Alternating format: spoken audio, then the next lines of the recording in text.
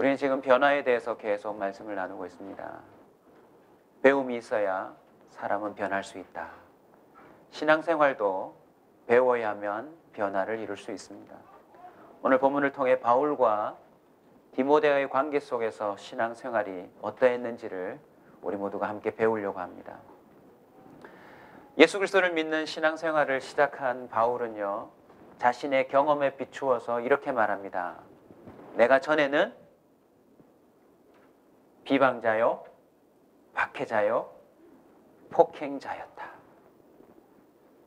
바울의 입장에서 보면 예수 믿는 사람들이 정말 어리석고 이 사회에서 사라져야 될 그런 미운 존재들이었나 봐요. 비방으로만 끝내는 게 아니라 박해했고 그들에게 폭행을 행사했다라고 기록하고 있습니다. 사도행전 9장 1절을 보면 주의 제자들에 대하여서 사울이 여전히 위협과 살기가 등등했다. 여러분, 살기까지 있었대요. 믿기지 않을 정도로 정말 믿는 자들에 대해서, 예수 믿는 자들에 대해서 위협과 살기가 등등했다. 혹시 이 자리에도 그랬던 분이 있을지도 모르죠. 예수 믿는 사람 하면 치가 떨렸을지도 모르죠. 그랬던 바울이 자신을 이제는 이렇게 소개합니다. 오늘 본문 읽으신 가운데 후에 주를 믿어 영생을 얻을 자들에게 본이 되게 하려 함이라. 본이 되게 하려 함이라. 여러분, 신앙생활이 무엇입니까? 제대로 된 신앙생활이라면 본이 되는 삶입니다. 예전에 이랬던 사람이 예수 믿고 난 다음에는 이렇게 되었다라는 것을 본으로 보여주는 게 바로 신앙생활이라는 것입니다. 그냥 단순히 교회를 다니기 시작했더라가 아니라 그 사람 삶 가운데 본질적인 변화가 일어나서 후에 예수를 믿을 사람들에게도 본이 되는 정도가 되었다라는 것입니다. 어떻게 본이 될까요? 크게 세 가지로 오늘 본문을 통해 짧게 설명을 좀 드리려고 합니다. 먼저는요, 비방자가 자랑하는 자로 바뀌다. 전에 예수 믿는 것, 예수 믿는 그 자체뿐만 아니라 예수 자체를 비방했던 사람이 어느새 뭐로 바뀌었어요? 자랑하는 사람으로 바뀌었대요. 여러분, 신앙생활은 무엇입니까? 예수 그리스도를 자랑하는 것입니다. 내가 예수 믿는다는 것을 당당하게 자랑하는 게 신앙생활입니다. 바울은요, 본문을 쭉 읽어보면 자랑할 게 참 많았던 사람인 것 같아요. 사도행전 22장 중심으로 보면 나는 유대인 중에 유대인이었다. 그리고 작은 성읍이 아니라 다수라고 하는 이 중심이 되어 있는 도시의 출신이다. 가말리엘 문화라고 하는 아주 뼈대에 있는 그런 교육의 현장 가운데서 나는 자라나고 배웠다. 율법의 엄한 교훈을 받았고 오늘 너희 모든 사람처럼 하나님에 대해서도 열심히 믿는 자다. 출신이며 학벌이며 뭐며 아무것도 빠질 게 없이 나는 자랑할 수 있는 사람이라는 거죠. 더군다나 유대인이면서 무슨 시민이었습니까? 당시 세계를 제패하던 로마의 시민이었다라고 자랑합니다. 한마디로 자신은 거의 완벽했다라고 자부하는 사람이었다는 거죠. 그래서였는지 그는 더더욱 예수 믿는 사람들을 비방했을지도 모릅니다. 여러분, 그거 아세요? 자랑할 게 많은 사람이요, 은근히 다른 사람을 비방 잘합니다. 왜요? 자기는 자랑할 게 많으니까. 이렇게 사는 것이 더욱 옳고 정의로운 줄 본인 스스로는 알았던 모양입니다. 그래서 더더욱 예수 믿는 사람들을 비방한 것입니다. 그런데 갈라디아서 6장 14절을 보면요, 이렇게 바뀌었어요. 우리 같이 한번 읽을까요? 같이 읽읍시다. 시작.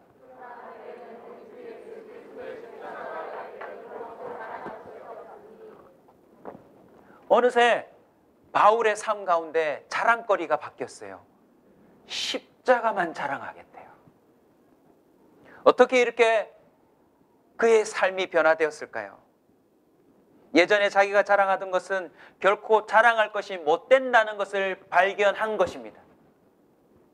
자기가 지킨다고 생각했던 도덕과 율법, 자기는 잘났다고 생각했던 출신 성분들, 자기가 자랑할 만하다고 여겼던 교만함들, 자기의 그 모든 완벽해 보이는 삶이 그다지 쓸모없다라는 것을 발견한 것입니다. 누굴 통하여서요? 예수님을 통하여서요. 자신의 구원과 자신의 삶에 대해 아무것도 쓸모가 없다라는 것을 깨달았다는 것입니다. 여러분, 혹시 여러분은 뭘 자랑하실 수 있으세요? 자, 원사 퀴즈 친구들, 우리 오늘 맨 앞자리에 앉았는데 자기 자랑할 거 있어요? 난 이거 자랑할 수 있다. 있어요? 없어요? 벌써 이렇게 겸손하잖아요. 보세요. 여러분은 뭘 자랑하실 수 있으세요? 혹시 아직도 미모라고 생각하시는 여자분 계십니까? 훌라후프를 잘하세요? 아, 뒤에 얘기가 나오던가요? 훌라후프 허리 디스크가 걸려봐야 이제 실제로 그렇대요. 훌라후프를 너무 많이 하면 척추뼈가 이렇게 S자로 휜대요. 그래서 오른쪽으로 10번 돌렸으면 왼쪽으로 10번 돌려야 된대요. 한쪽으로만 너무 돌리면 그쪽으로 허리뼈가 휜대요. 자, 여러분 뭐 자랑하실 수 있나요? 돈 자랑하실 수 있나요? 만수르 앞에 가보세요.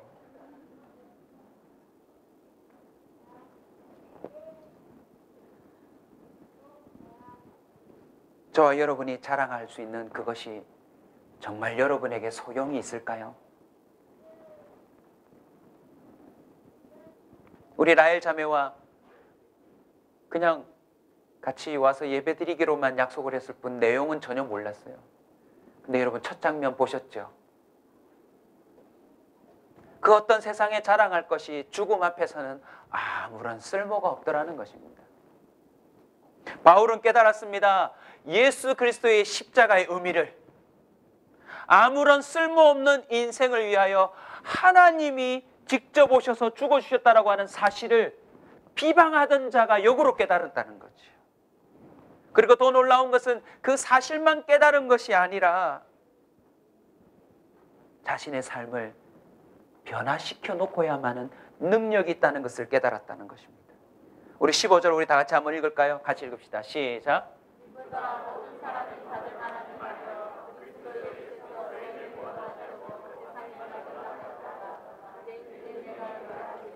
밉보다는 말을 꼭 기억하십시오. 우리 온사 퀴즈 친구들도 기억해라. 밉보다는 뜻이 뭐냐? 뭐 예쁘다, 아름답다 이게 아니라 한번 크게 따라서 합시다. 믿을만하다. 믿을만하다. 바울은 비방하던 자에서 하나님을 이렇게 자랑하고 있습니다. 누구든지 믿을만하다.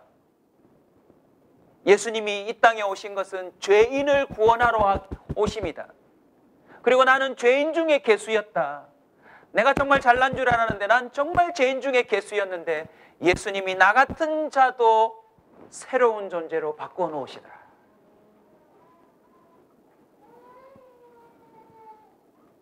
요한복음 4장 15절도 우리 다 같이 한번 크게 선포할까요? 누구든지 예수를 하나님의 아들이라 시인하면 하나님이 그의 안에 거하시고 그도 하나님 안에 거하시느니라. 아멘. 다시 한번 여쭙습니다. 여러분 뭘 자랑하실 수 있습니까? 바울은 어느새 예수님을 자랑하기 시작했습니다. 무엇 때문입니까? 예수님이 자신의 삶을 구원하심을 체험했기 때문입니다.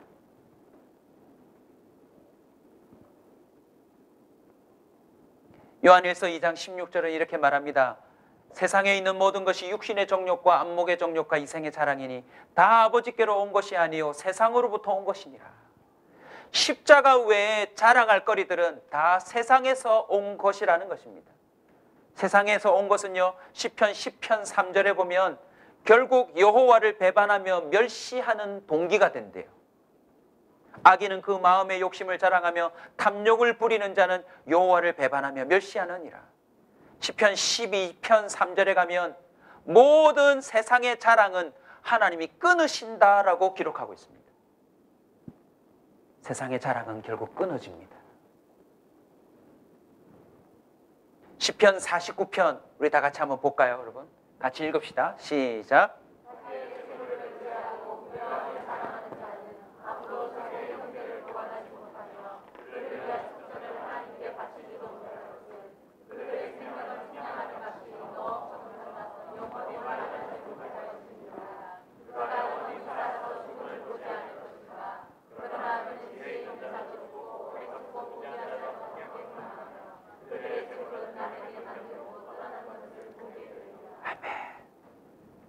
아무리 많은 재물이 있어도 자신도 자신 형제도 구원할 수 없더라.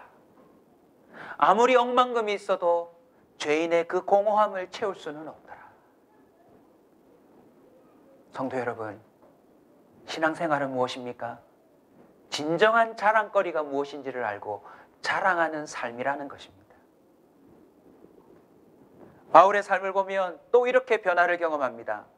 박해자에서 순교자로. 그는 참 신앙생활하는 자들을 비방하는 정도가 아니라 박해하는 자였습니다. 여러분 사도행전 7장 58절에 가면 스데반이라고 하는 아주 신실한 집사님이 마치 IS 그들로 치면 그냥 현장에서 돌로 맞아 죽는 사건이 있었어요. 그 현장 가운데 증인들이 증언의 옷을 벗어둘 때 그 옷을 맡아두는 역할을 했던 사람이 사도 바울이었대요. 사울은요, 단순히 비방하는 정도가 아니라 사람을, 참 진실한 사람을 돌로 치는 억울한 현장에 도리어 자기가 그 박해하는 증인으로 서 있었어요. 성경은 이렇게 기록합니다. 사울이라 하는 청년의 발 앞에 두니라. 청년 때부터 이 사람은 복음을 핍박하는 자였습니다. 그런데 이후에 그 청년은 아예 권한을 받아서, 아예 권한까지 받아내서 모진 박해와 핍박을 가하는 사람이었습니다. 여러분, 제 설교보다도 바울의 직접 얘기를 한번 여러분이 한번 읽으면서 들어보실래요? 사도행전 26장입니다. 자, 같이 한번 읽읍시다. 시작.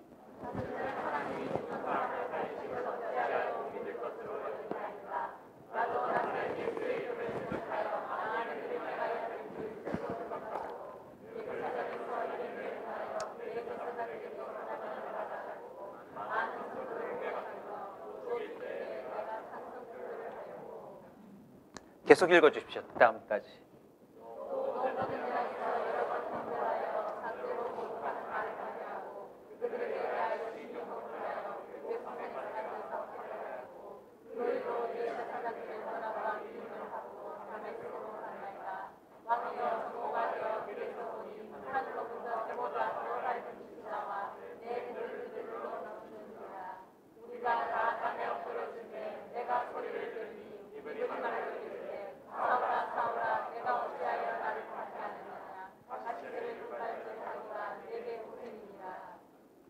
다음도 계속 읽어주십시오.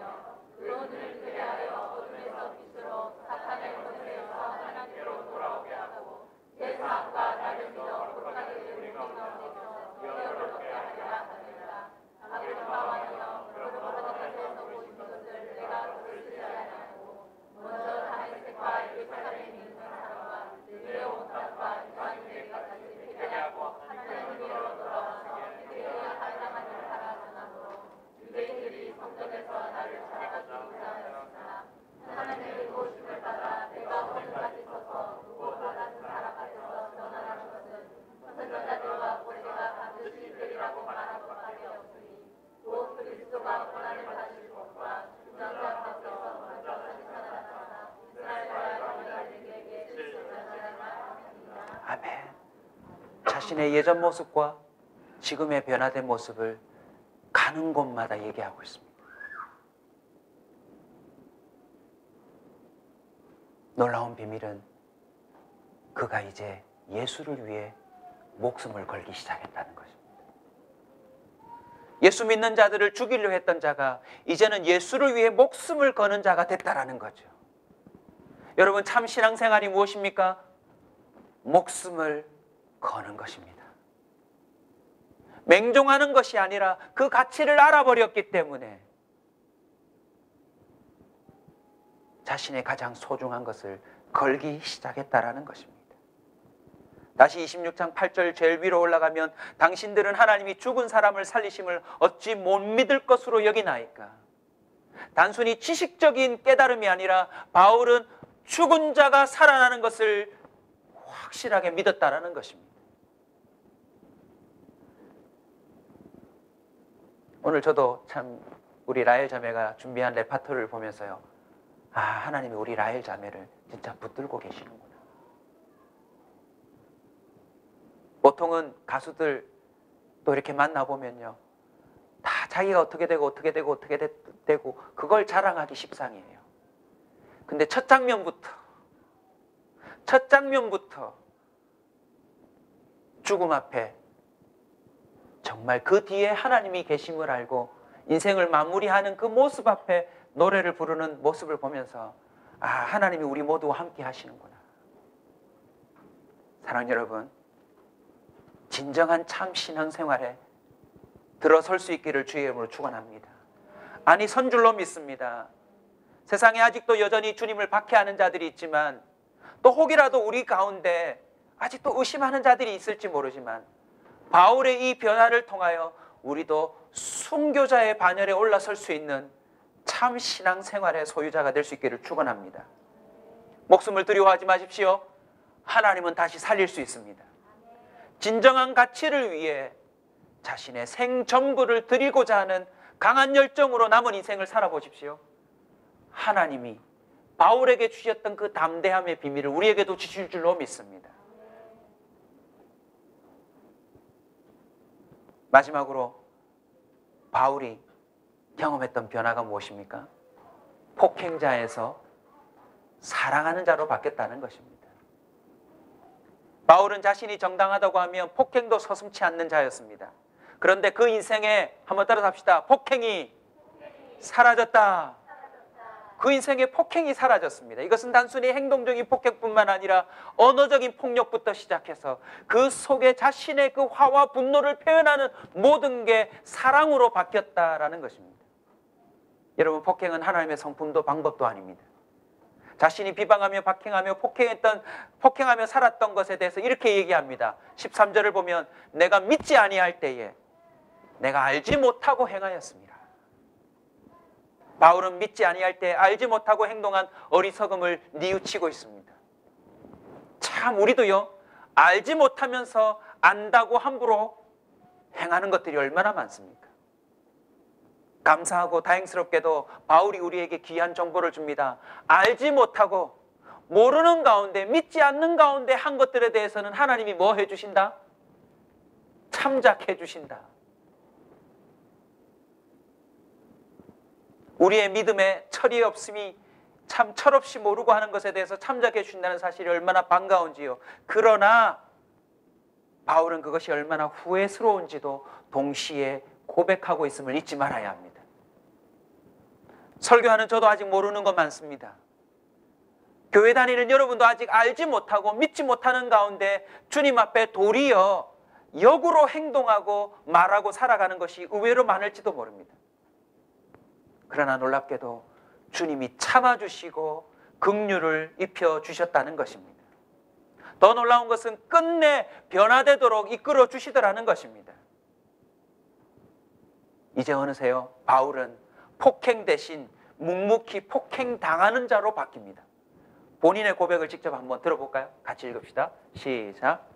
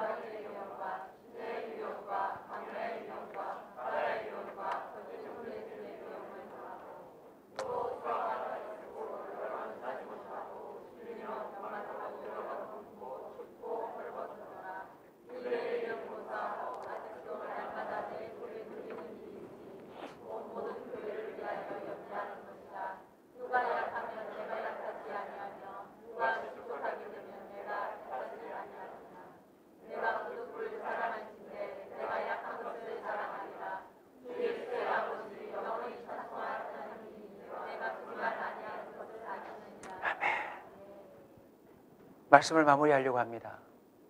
바울은 어떻게 비방자에서 자랑하는 자로 바뀌고, 박해자에서 순교자로 바뀌고, 폭행자에서 사랑하는 자로 바뀌었을까요? 오늘 본문을 유심히 보시면 비결이 나옵니다. 1장 12절 첫 서두가 어떻게 시작되죠? 나를 능하게 하신 하나님, 나를 충성되이 여겨 내가 알지 못하는 가운데 저지른 일에 대해서 긍휼을 도리어 입은 것은 이후에 모두 예수 믿는 사람들에게 본이 되게 하려 함이라. 하나님의 능하심, 하나님의 여겨주심, 하나님의 긍휼을 입혀주심이 바로 비밀이라는 것입니다. 여러분, 참 신앙생활은 누가 어떻게 할 수 있습니까? 주님의 능하게 하심을 따라 신앙생활을 할 수 있습니다. 왜 이토록 사람에게 변화가 일어날까요? 본인의 의지와 노력이 아니라 참 아닌 자인데 주님이 긍휼히 여겨주시고 도와주시고 주님의 그 구원의 비밀이 강한 능력을 발휘해서 나를 이렇게 바꾸어 놓았다라고 고백하고 있는 것입니다.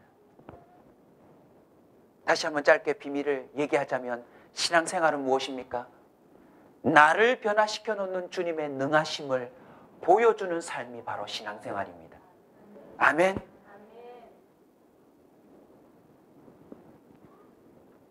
오늘 성경 본문 끝에 보면요, 그 믿음에 관해서도 파선한 사람이 있다고 고백합니다. 후메네오와 빌레도라고 하는 사람, 후메네오와 알렉산더라고 하는 사람이 디모데 전후서에 소개되고 있는데요, 이 사람들은 어떤 사람인 줄 아세요? 하나님의 능하게 하시는 복음이 있음에도 불구하고 그 복음을 끝까지 거부하고 거짓된 신앙생활을 하던 사람들이다라고 표현하고 있습니다. 디모데후서 2장 17절에 가면 이 사람들은 악성 종양 같다라고 표현하고 있고, 그 악성 종양 같은 이유는 그들이 말로써 이 복음을 거부하고 있기 때문이라고 표현하고 있습니다. 심지어 진리에 관해서는 부활도 없다, 거짓이다, 교회 안에 있는 사람임에도 불구하고 신앙생활을 제대로 하지 못함으로 오히려 악성 종양 같은 삶을 살더라는 것입니다. 그래서 바울은 이렇게 말합니다. 사단에게 아예 내어주었다고. 무슨 뜻이냐? 출교를 당했다는 의미입니다. 기억해야 합니다. 우리가 진정 하나님의 능하심을 따라 변화된 삶을 살지 않으면 교회 안에 있는 우리가 도리어 하나님의 그 복음을 비방하고 박해하고 폭행하는 자로 설 수 있다는 사실을 기억해야 합니다. 마지막 한 사람을 소개하고 마치려고 합니다. 혹시 아십니까? 이어령 교수, 대한민국의 무신론자 협회 대표라고 보시면 됩니다. 이 사람의 오직 화두는 무엇입니까? 인간 지성입니다. 사람이 이성으로 알 수 있는 그것이 참이다. 그런데 이분이 수년 전에 예수 그리스도의 이름으로 세례를 받았습니다. 그 내막을 아시는 분도 있으시겠지만 딸과 손자의 아픔을 통해서 하나님을 믿어버리고 말았습니다. 바울뿐만 아니라 이런 비방하고 박해하고 하나님은 없다, 그런 게 어딨냐라고 외쳤던 사람들이요, 돌아오는 역사가 나타나요. 무신론자였던 C.S. 루이스도요, 여러분, 옥스퍼드 대학 동료 교수였던 반지의 제왕의 저자인 친구 톨켄의 영향으로 기독교를 개종하고 그 놀라운 하나님의 살아계심을 논중하는 작가가 되었다는 사실을 아십니까? 이런 교수가 하나님을 만난 다음에 이렇게 고백했습니다. 만일 딸아이의 고통을 통해서만 내가 하나님을 만났다면 이것은 사실 부끄러운 일입니다. 내게 보편적 사랑이 있다면 다른 사람의 고통을 통해서도 믿을 수 있는 것 아닙니까? 적어도 글 쓰는 사람은 남의 아픔도 내 아픔으로 알고 글을 써야 하는 것입니다. 자, 이 대목을 잘 들으십시오. 나 혼자 휴대전화를 가지고 있어서는 소용이 없습니다. 누군가 걸어줘야 휴대전화의 기능이 시작됩니다. 무슨 뜻이죠? 내가 딸아이의 아픔을 듣고 답답해서 무릎 꿇고 기도해서 그 딸의 질병이 나음으로 말미암아 내가 예수를 믿은 게 아니라 70년이 넘는 인생 가운데 하나님 없다고 살아왔는데 어느 순간 하나님이 자기를 찾아왔노라. 그리고는요, 이분은 여러분 잘 아시다시피 그런 시를 적으실 분이 아닌데 자기 문학 인생 최초로 시집을 냈는데 그 시집 제목이 뭐냐면 어느 무신론자의 기도. 제가 한번 읽어드리겠습니다. 반주 좀 해주실래요?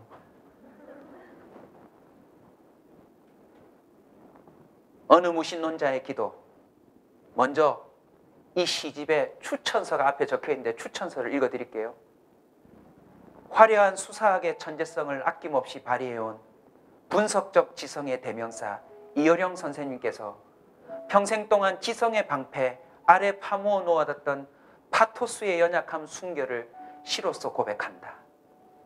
무한자 앞에 선 작은 영혼이 되어 엄마에게서 배운 초기 언어로 돌아가 가슴, 사랑, 상실, 분노, 슬픔, 고독, 어머니, 하나님을 노래한다.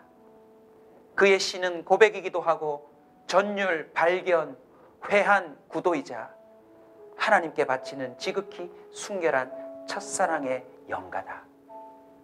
이게 추천사입니다. 다른 분이 이 시를 보고. 자, 이제 그분의 한 대목을 읽어드릴게요. 당신을 부르기 전에는 아무 소리도 들리지 않았습니다. 당신을 부르기 전에는 아무 모습도 보이지 않았습니다. 하지만 이제 아닙니다. 어렴풋이 보이고 멀리에서 들려옵니다. 어둠의 벼랑 앞에서 내 당신을 부르면 기척도 없이 다가서시며 네가 거기 있었느냐? 네가 그동안 거기 있었느냐고 물으시는 목소리가 들립니다. 달빛처럼 내민 당신의 손은 왜 그렇게도 야위셨습니까? 못자국의 아픔이 아직도 남으셨나이까? 도마에게 그렇게 하셨던 것처럼 나도 그 상처를 조금 만져볼 수 있게 하소서.